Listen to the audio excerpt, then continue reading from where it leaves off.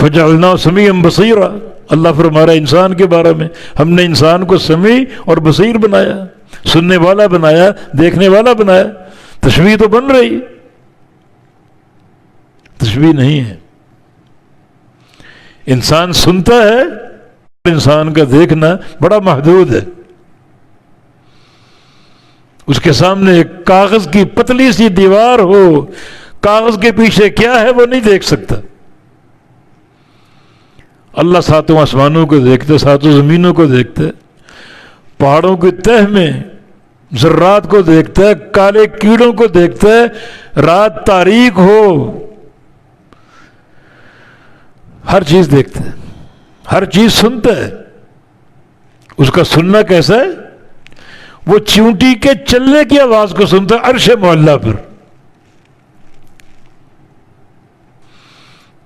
ابو بکر صدیق رضی اللہ عنہ نے، امام بخاری یہ حدیث اللہ تعالیٰ کے سمیع ہونے کے باب میں لائے، وَكَانَ اللَّهُ سَمِيعًا بَصِيرًا۔ اس باب میں یہ حدیث ہے اللہ کا سننا کیسا ہے۔ ابو بکر صدیق نے عرض کیا یا رسول اللہ سے مجھے کوئی دعا سکھائیے جو میں نماز میں پڑھوں۔ تو آپ نے تشہد میں پڑھنے کے لیے ایک دعا تعلیم فرمائی،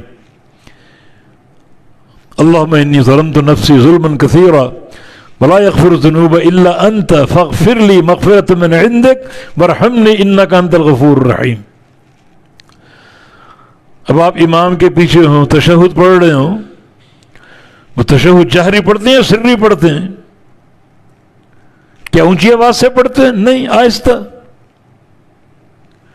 اور اللہ آپ کا آہستہ پڑھنا بھی سنتا ہے عرش معلیٰ پر۔ انسان کا سننا ایسا ہے، تشبیہ کہاں رہی؟ کہ انسان کا دیکھنا اللہ کے دیکھنے جیسے؟ نہیں، تشبیہ کہاں رہی؟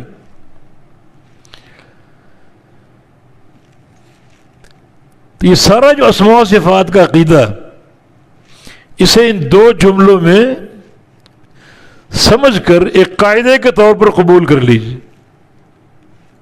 رحمان کے سارے نام، رحمان کی ساری صفات، رحمان کے سارے افعال نفی اور اثبات کے ساتھ۔ نفی ایسی جس میں مکمل معطل کرنا نہ ہو، اور اثبات ایسا ہے جس میں مخلوقات کی تشبیہ نہ ہو۔ مخلوقات بھی سنتی ہے، دیکھتی ہے، کیا رحمان کی طرح؟ نہیں، مخلوقات کیسا سنتی، کیسا دیکھتی؟ جیسا اس کے لائق، ایک محدود سا سننا اور دیکھنا۔ رحمان کیسا سنتا اور کیسا دیکھتا ہے؟ بالکل لامحدود، ہر پکار کو سنتا ہے، ہر آواز کو سنتا ہے، ہر شے ہر وقت دیکھتا ہے، اور کوئی چیز اس سے اوجھل نہیں۔ تشبیہ نہیں ہے۔ تشبیہ کب ہو؟ جب یہ کہا جائے کہ سمعہ کا سمعنا و بصرہ کا بصرنا، اس کا سننا ہمارے سننے جیسے، اس کا دیکھنا ہمارے دیکھنے جیسے۔ تشبیہ نہیں۔ اشکال یہ ہے کہ پھر اللہ تعالیٰ نے اپنی ذات کے بارے میں کوئی ایسے الفاظ کیوں نہ استعمال کر لیے جس میں یہ شبہ بھی ختم ہو جاتا تشبیہ کا۔ انسان بھی سمیع اور بصیر ہے، اللہ بھی سمیع اور بصیر ہے، تشبیہ کا شائبہ تو بنتا ہے، تو ایسا لفظ آ جاتا ہے جس میں تشبیہ کا پورا سد باب ہی ہو جاتا ہے۔ نہیں، اللہ تعالی نے اپنی ذات کے بارے میں ایسے الفاظ استعمال کیے جن کو انسان سمجھ سکے۔ وہ ایسے الفاظ استعمال کرنے پر قادر تھا جن میں تشبیہ کا کوئی امکان ہی نہ ہو، لیکن اگر انسان ان کو سمجھ نہ پاتے تو فائدہ۔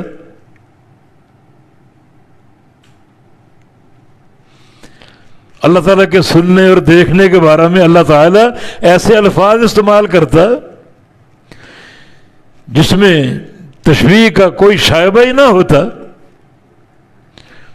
مگر انسان سمجھ بھی نہ پاتا۔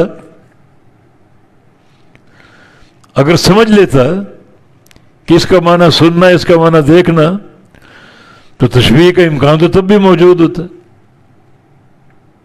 کہ اس کا احسان ہے، اس نے اپنی ذات کے تعارف میں ایسے الفاظ استعمال کی جو انسان کے لیے قابل فہم ہو، انسان اس کو سمجھ سکے اور سمجھ کر ان ناموں اور صفات کے اثرات سے مستفید ہو سکے۔ مثلا اللہ تعالیٰ توبہ قبول کرتا ہے، اس کے لیے قرآن میں لفظ کیا؟ التواب، توبہ قبول کرنے والا، معاف کرنے والا۔ معاف انسان بھی کرتا ہے کسی گناہ گار کو، مجرم کو، کہ میں آپ کو معاف کرتا ہوں، یہ صفت رحمان میں بھی ہے، انسان میں بھی، مگر تشبیہ نہیں ہے۔ کیا بندے کا معاف کرنا رحمان جیسا ہے؟ نہیں، وہ تو ایک محدود سی چیز ہے۔ رحمان کا معاف کرنا لامحدود ہے، پوری کائنات کی سنتا ہے اور معاف کرتا ہے۔ اگر تواب کے لیے، معافی کے لیے اللہ تعالیٰ کو ایسا لفظ استعمال کرتا اور اللہ قادر ہے جس کو انسان سمجھ نہ پاتا، تو کون توبہ کرتا اللہ تعالیٰ سے؟ وہ الغفور، الغفار، الستار، الستیر، گناہوں پر پردہ ڈالنے والا، گناہوں کو بخشنے والا، الرحیم، بندوں پر خوب رحم کرنے والا۔ ایسے الفاظ جو بندوں کے لیے قابل فہم ہو، تاکہ بندوں کو اللہ تعالیٰ کی رحمت کی امید ہو، مغفرت کی امید ہو، بندہ یہ جان لے کہ اللہ تعالیٰ عیبوں پر پردے ڈالتا ہے۔ اور اگر الفاظ ایسے ہوتے جن کو بندے سمجھ نہ پاتے تو اللہ کی معرفت کہاں جاتی؟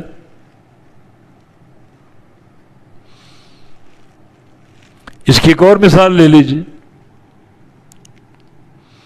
نبی علیہ السلام کی حدیث قدسی، اللہ فرماتا ہے اعددت فیہا لعبادی ما لا عین رأت ولا اذن سمعت ولا خطر علی قلب بشر، میں نے جنت میں اپنے بندوں کے لیے وہ کچھ تیار کیا ہے جس کو نہ کسی آنکھ نے دیکھا، نہ کسی کان نے سنا، بلکہ نہ کسی دل میں ان کا تصور تک پیدا ہوا۔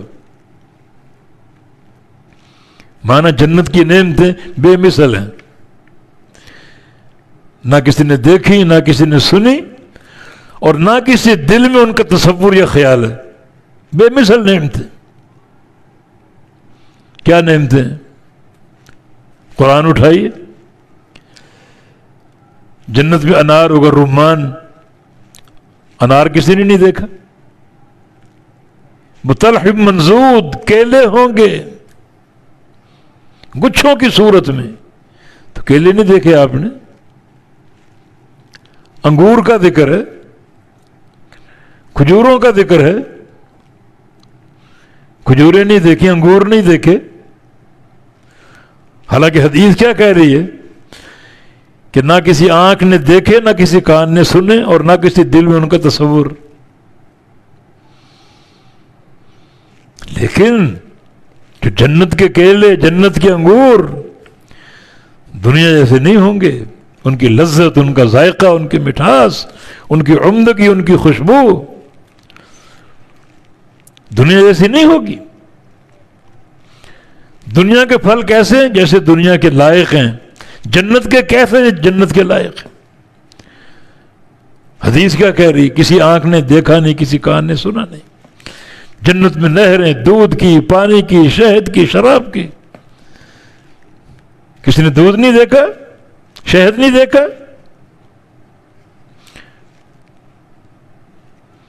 تو تشبیہ کا امکان ہے، لیکن نہیں، صرف نام کی حد تک ایک اشتراک ہے، لفظی اشتراک، معنی اپنا اپنا ہے۔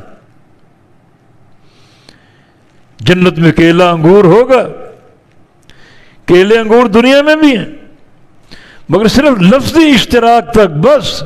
دنیا کے کیلے کیسے ہیں، انگور کیسے؟ جیسے دنیا کے لائق ہیں، اور جنت کے کیسے؟ جیسے جنت کے لائق ہیں۔ ایسے ہوں گے کہ وہ لذت، وہ ذائقہ نہ کسی آنکھ نے دیکھا، نہ کسی کان نے سنا، نہ اس ذائقے کا کوئی تصور کر سکتا ہے، لیکن نام وہی ہیں، یہ اس کا احسان ہے۔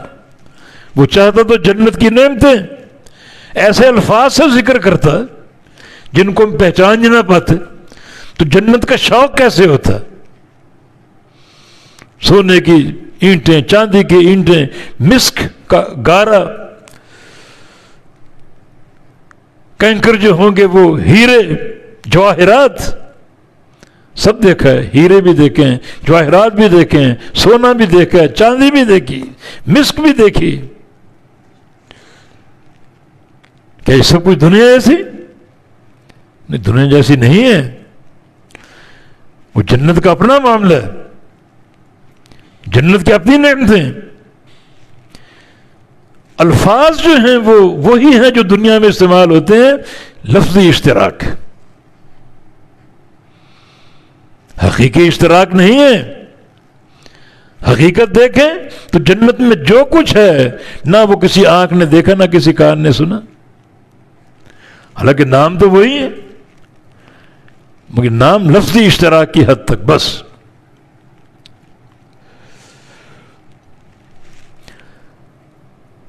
جو نقطہ اہم میں سمجھانا چاہ رہا ہوں وہ یہ ہے،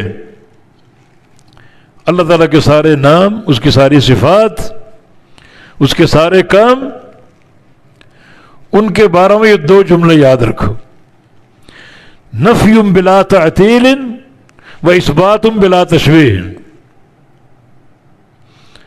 اس کے سارے ناموں اور صفات میں یہ عقیدہ کار فرمائیں کہ وہ نفی کے ساتھ ہیں بغیر تعطیل کے، اور اثبات کے ساتھ ہے بغیر تشبیہ کے۔ خالی نفی ہی نفی نہیں ہے، ساتھ اثبات ہے۔ وہ سمیع، وہ بصیر، ایسا سمیع اور بصیر کہ اس جیسا کوئی سمیع اور بصیر نہیں۔